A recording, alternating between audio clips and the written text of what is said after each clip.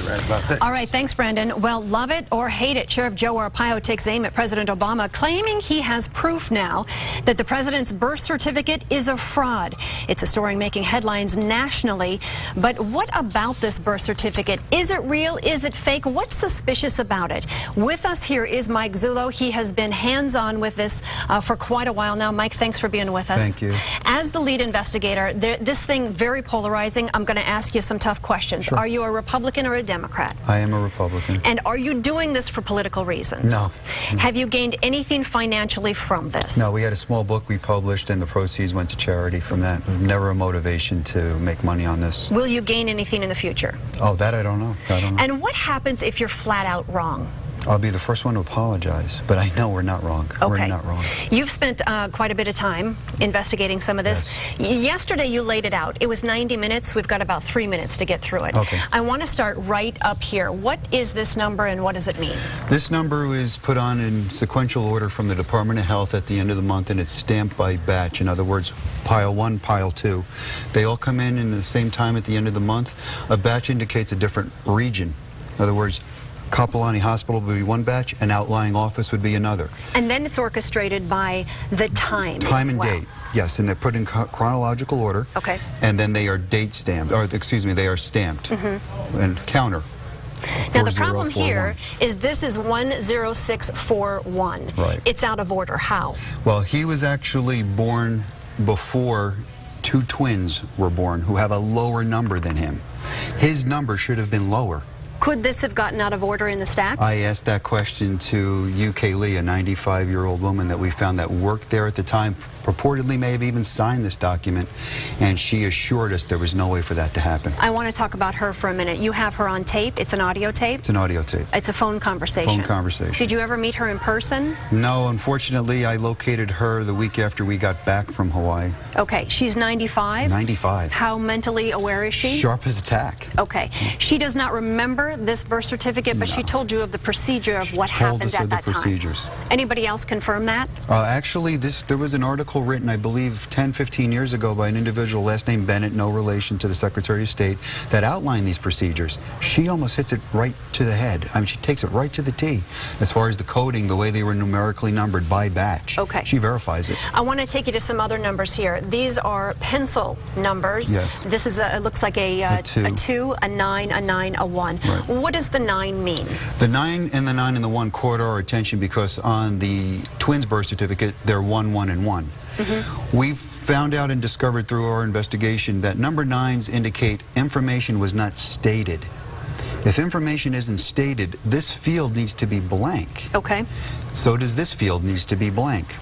This was a federal coding. Number 9, for statistical purpose, where the federal government would take birth certificate information and enter it on magnetic tape, back then in numerical codes. Number 9, per the federal guideline, not stated, blank field. This, however, is not a 9 for the federal code. It's actually for their state code.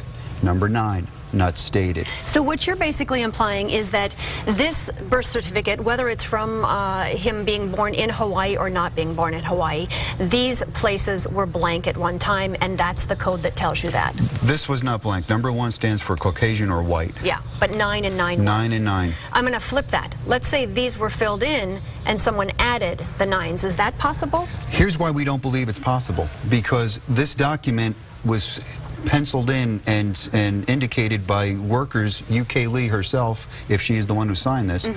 It is coded when it gets to the Department of Health.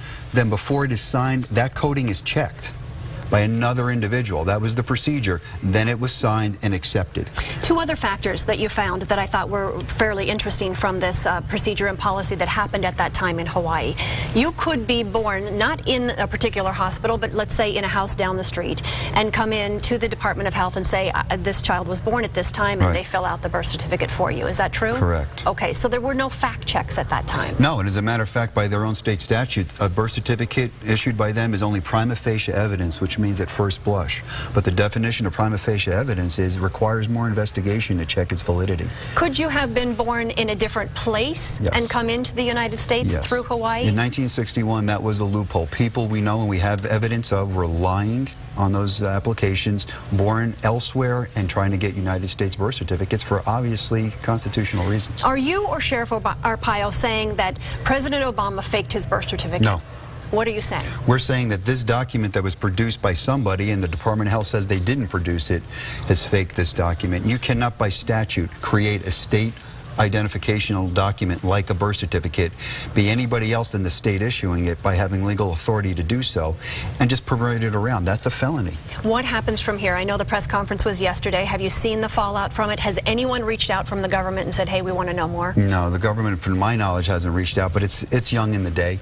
But there's a lot of fallout. There's a lot going on both sides. Do you see this heading to court? I would love to see it in court because I know this can't survive it. You said two things yesterday that piqued my interest. One was, I mean, you said a lot, but one was the photos of Obama in his childhood are under suspicion. Why? They are. We have information from a few forensic individuals that they believe a couple photos have been digitally altered. I can't confirm that yet. We'd have to go through the same process we did here. Sure. This isn't something we just made up. We had a lot of people investigate this for us, and everyone has come to the same conclusion. This is not a valid document. It's manipulated. All right, well, a lot more to come on this. We thank you for being with us, Mike. Thank you very much. I know you guys have taken a lot of heat for it, and yet, you know, is it fake? Is it real? People on both sides want some answers, and we'll continue to follow this for us, for all of us here in the Valley and across the nation, and get some answers so that we can put this thing to bed. 6:38 right now. We're back right after this.